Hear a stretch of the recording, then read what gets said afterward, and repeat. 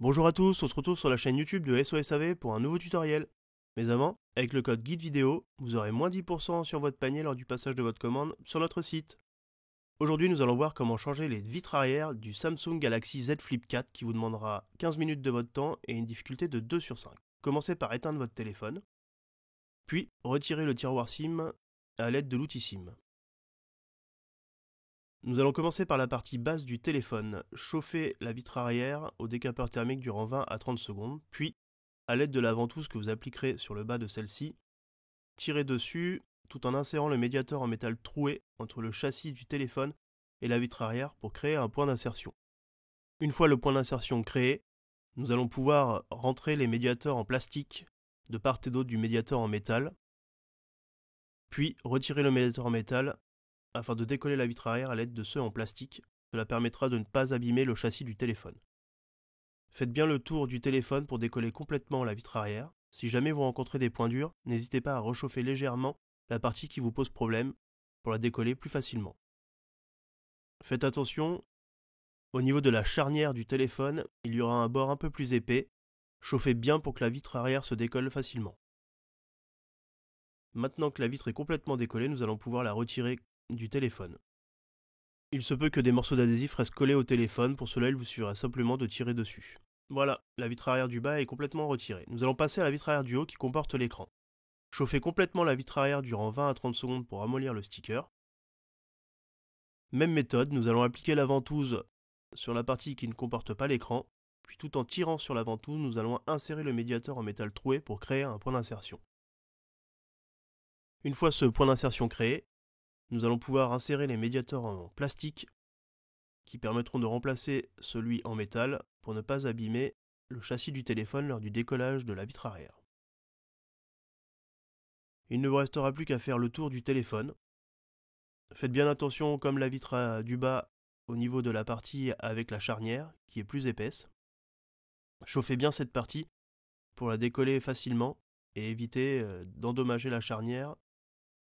La partie la plus compliquée sur cette vitre arrière reste quand même la partie où il y a l'écran LCD.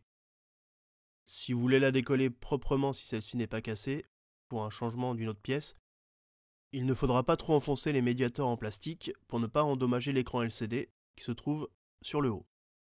Une fois la vitre arrière décollée, il faudra la basculer sur elle-même, car celle-ci est encore connectée au téléphone. Ouvrez votre téléphone, puis dévissez les deux vis cruciformes qui maintiennent la plaquette de protection de la batterie. Retirez cette plaquette et déconnectez la batterie du haut.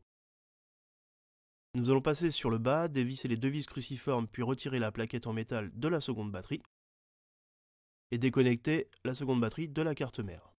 Maintenant que les deux batteries sont déconnectées, nous allons pouvoir retirer l'écran du haut. Pour cela, à l'aide du levier, retirez le cache blanc. Vous pouvez le récupérer avec la pincette. Maintenant que la nappe est libérée, avec le levier, déconnectez la nappe de l'écran LCD. Voilà, nous allons pouvoir mettre de côté la vitre arrière.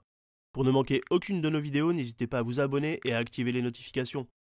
Passons à l'installation des nouvelles vitres arrière. Si vous n'avez pas les stickers dessus, vous pouvez ajouter un filet de colle sur les contours du châssis. Passons sur la vitre arrière du haut. Nous allons couper le sticker pour faciliter le retrait de celle-ci et garder le contour pour ne pas abîmer le sticker de la vitre arrière. Commencez par connecter la nappe du LCD, puis basculez-la sur elle-même afin de passer à la connexion des nappes des batteries. Commencez par celle du bas.